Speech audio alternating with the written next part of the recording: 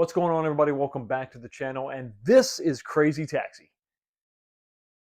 I mean, some of it.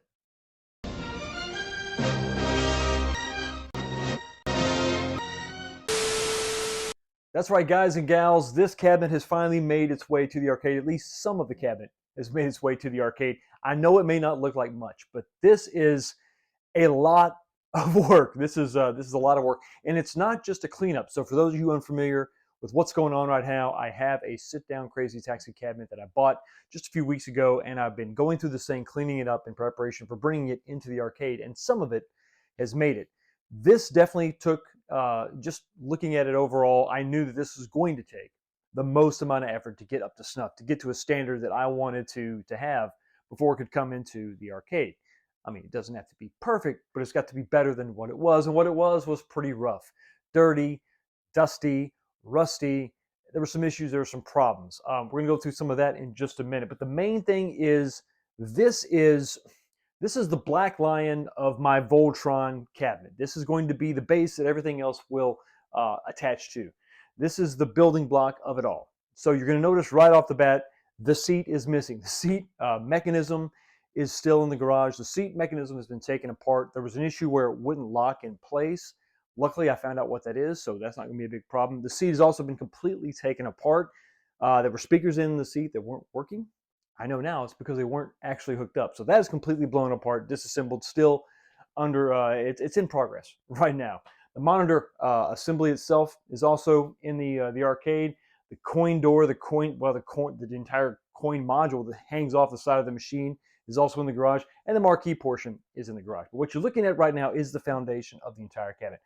The way this cabinet is constructed is underneath you have the Naomi board here, you have all the other ancillary boards, power supplies, everything that's going to take to run this cabinet. It's all located in the base, which is kind of ingenious when you think about it. No longer do you have to have a big swooping cabinet like this, or like a Cruising World over here, because you can sort of have everything in here, and the only thing that's required to be kind of up above is your control panel and the actual monitor itself. So what did it take to get it in the shape that it's in now? Well, basically I had to completely strip this thing down to damn near nothing. The majority of the metal was in really good shape, but it had to be cleaned up. We had to lose the sticker, the decal on the bottom. Unfortunately, I don't have that coming. I have a different decal coming. More about that a little bit later. And of course, those can be applied later on after the fact. It really didn't hold me up from getting this thing inside. So I had to take this, completely strip it down as much as possible. You can see the locks are completely missing. They're gone. They were rusty, and I didn't want to mess with the keys. I'm going to go back with something a little bit later. But the biggest thing is definitely going to be the rust. That was definitely the issue. The rust was an issue. Dirt and grime was an issue. So this had to be completely cleaned out, shop vacked, brushed with a stainless steel wire brush to get all this stuff knocked loose. The rust inside the bottom had to be treated with a chemical. I did that.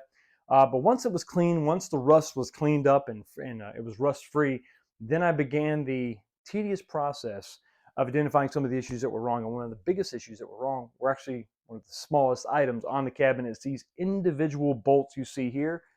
These are security fasteners. They were not stainless steel.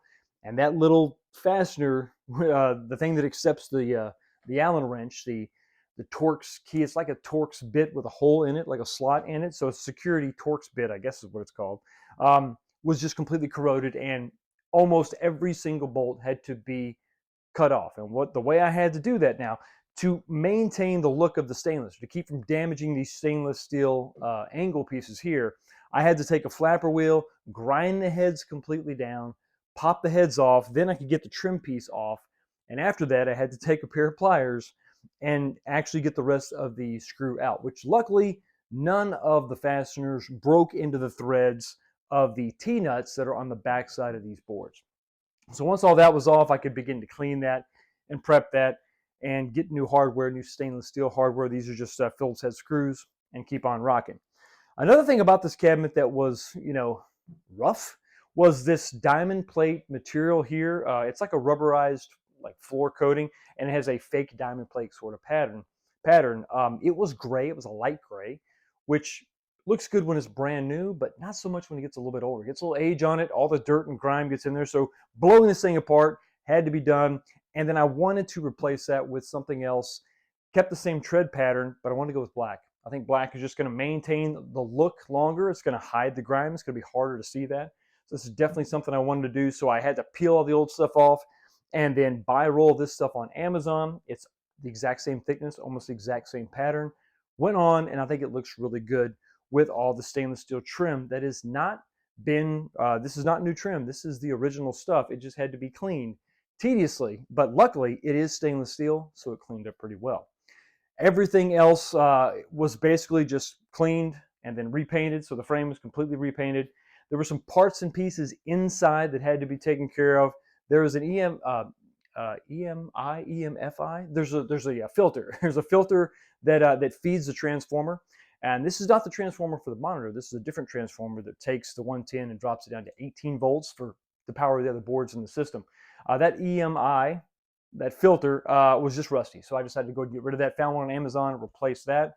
The fan in the back of the cabinet was also rough. I think it was actually working, but it really wasn't going up to speed. The bearings were going out on it. It was just a rough, nasty looking fan. So I decided to go ahead and, hey, why not go ahead and change that fan too? And while I was back there on that side of the cabinet, let's go ahead and swap out the power cord, because why not? Get a fresh power cord. The old one also didn't have a ground plug on it, which is kind of an issue, a ground prong. So we wanted to go ahead and make sure that this cabinet is grounded. Other things to be removed from the cabinet. I'm not a big fan of the legs, the adjustable feet that are mounted on all these cabinets. I think they're great if you have a flat, smooth floor like a concrete floor or hardwood. We don't have that here in the arcade. This is a carpet with padding. So if you just keep them on the rollers, the casters, you're good to go. You're fine. They'll kind of press into the pad and they'll stay in place. Everything's fine. Problem with that though is that I couldn't just adjust some of the adjusters up because they were rusted out inside the actual box. So they had to go.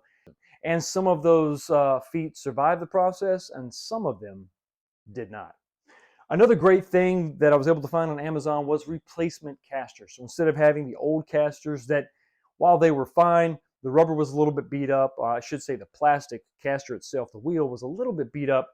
But beyond that, the bearings themselves were gone.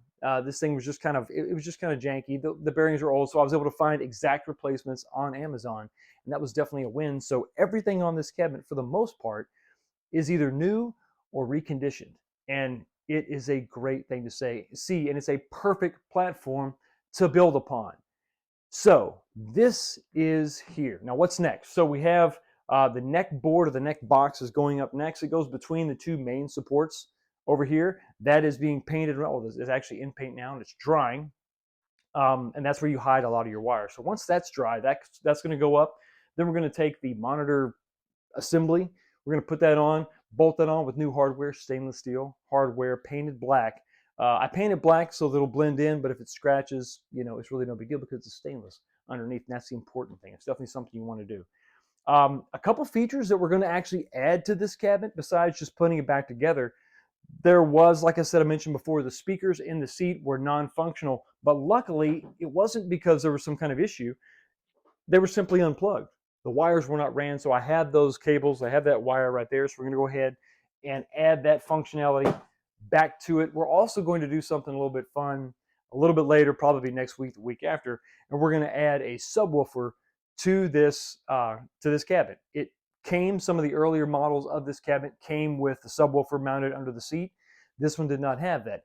Luckily, the amp still has a subwoofer out, so I've got that wire ran here. Once we get the subwoofer in, we're going to go ahead and cut that to length, wire that up, and we're going to have the additional subwoofer plus the additional speakers behind you. Unfortunately, they are not surround sound speakers. They're just daisy chained off the right channel and left channel. So they're just going to mirror what you're going to hear. Still going to be a pretty awesome sound, especially when you're in the arcade. When you've got other stuff going on, it's going to be nice to kind of be surrounded by just the music on this cabinet, which is incredible. It's all copyrighted, so when I get this thing going, I'm going to have to show you gameplay on mute. Kind of sucks. Other than that, there are a couple other things going on in the marquee that I'm going to talk about in more detail a little bit later. Stay tuned to the channel to hear about all that and to see all this come together. It's going to actually go together pretty quick from this point on, because this was the big foundational thing that had to be done. It's already been a labor of love, and I got to say, taking the time to do this step really gives you peace of mind moving forward. No matter what we do beyond this, we've taken our time, we've replaced a ton of stuff on this, and we've really cleaned it thoroughly. And I have no problem whatsoever, no qualms at all about having this cabinet in my arcade inside the house. It's gonna be beautiful, I think, when it's all done, and I can't wait to show it off to you. But anyway, this is the progress so far. Let me know what you think about this in the comment section below. Y'all have a blessed day, and I will see all of you next time. And next time, hopefully, I'll be getting crazy.